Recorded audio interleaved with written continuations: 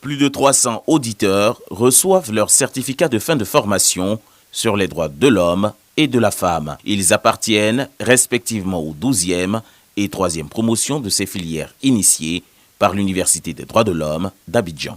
La 12e promotion entend contribuer à la visibilité du CNDH car cette noble institution œuvre inlassablement à la promotion des droits de l'homme. Nous célébrons non seulement nos réussites, mais aussi notre engagement indéfectible dans la promotion des droits de la femme. L'on enregistre à ce jour 2541 auditeurs formés depuis l'ouverture de cette université. Ces auditeurs ont été invités à promouvoir les normes qui reconnaissent et protègent la dignité de tous les êtres humains. J'ose croire que vous avez beaucoup appris et que les connaissances acquises vous aideront à agir en faveur du respect des droits de l'homme. Je souhaite vivement que ces parchemins que vous recevez ce jour vous servent dans votre carrière professionnelle.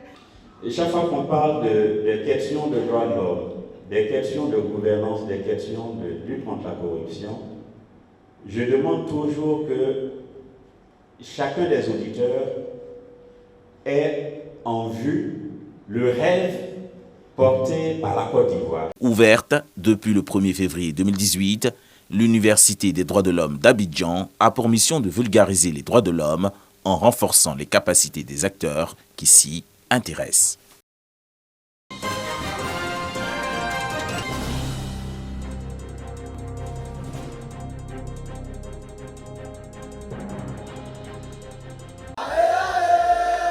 Ambiance festive à l'université Félix Houphouët-Boigny de Cocody. Issus des différentes sections de la Fédération estudiantine et scolaire de Côte d'Ivoire, ces élèves et étudiants ont effectué nombreux le déplacement pour marquer leur adhésion au choix de celui qui va désormais les diriger. Élu pour la mandature 2023-2025, Sié Kambou a été investi en présence des autorités universitaires et du ministère de tutelle. Investi dans ses attributs de secrétaire général, Sié Kambou s'engage à revenir aux fondamentaux de l'organisation. Aucune organisation ne peut naître avec pour objectif d'être violente. Donc ça, c'est un facteur qu'il faut estimer déjà. On va déjà préparer une plateforme de revendications qui comporte les différents problèmes que nous allons trouver sur le terrain, que nous allons soumettre aux différentes tutelles afin que des conditions soient créées dans de brefs délais pour trouver des solutions. Mais ce qui ne rentre pas dans le domaine de la défense des intérêts des étudiants, on ne va pas le faire. La ponction sur la bourse qui ne rentre pas dans ça, on a mis fait à ça. Les locations des chambres, on a mis fait à ça. Tout ça, ça ne rentre pas dans le sens de la défense des intérêts des étudiants de Côte d'Ivoire. Pour l'atteinte de ces objectifs, le nouveau secrétaire général peut compter sur le soutien de diverses personnalités. Je suis présent pour un message de félicitations et d'encouragement au nom de son Excellence l'ambassadeur Éric Tabar et témoigner sa totale disponibilité pour accompagner toutes les activités que ce monde estudiantin souhaiterait mener. On parle de fessis, on parle de violence, on parle d'incompréhension.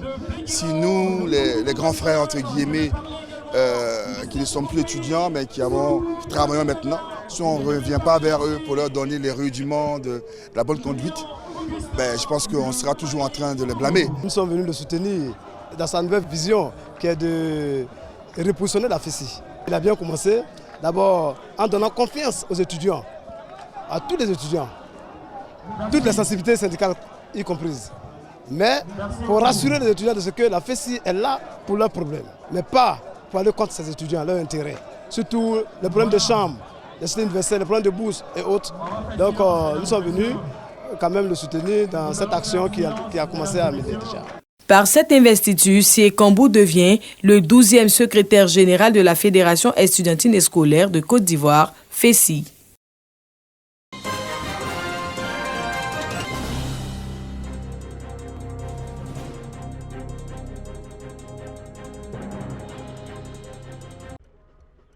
Lycée Paul Akoto Yaoundé Sakassou, site choisi par l'association des étudiants ressortissants du Sakassou pour la 2e édition des journées d'orientation et carrière. Plus de 5000 élèves et étudiants participent à cette rencontre d'échange pour une meilleure orientation après le baccalauréat. Le monde de l'emploi est devenu très compétitif, alors pour être gagnant à la fin de sa formation, il faut faire une bonne formation qui a vraiment de débouchés. Le ministère de l'enseignement technique, de la formation professionnelle et de l'apprentissage a pris une part active à ce rendez-vous d'information et d'échange. Plusieurs offres et opportunités dans de nombreux domaines ont été présentées aux apprenants. Le représentant du ministre Kofi Nguessan exhorte les apprenants à s'intéresser davantage à la formation professionnelle pour une meilleure insertion. Comprendre quel est le dispositif de formation qui a été mis en place pour eux. Parce que quelquefois, c'est par méconnaissance qu'on ne va pas vers ces filières-là. Mais une fois qu'ils ont toutes les informations, ils vont opérer des choix motivés. Notre ministère est prêt à accompagner ce genre d'initiative. Les participants saluent l'initiative et promettent tenir compte des informations reçues pour une meilleure orientation. J'ai compris aussi que pour pouvoir réaliser mes rêves, pour que je bosse bien après mes études, aller faire à l'INPHB pour essayer d'embrasser une carrière de pilote. La deuxième édition des journées d'orientation et carrière de Sakassou s'est déroulée autour du thème « Quelle formation adaptée à un avenir professionnel garanti ?»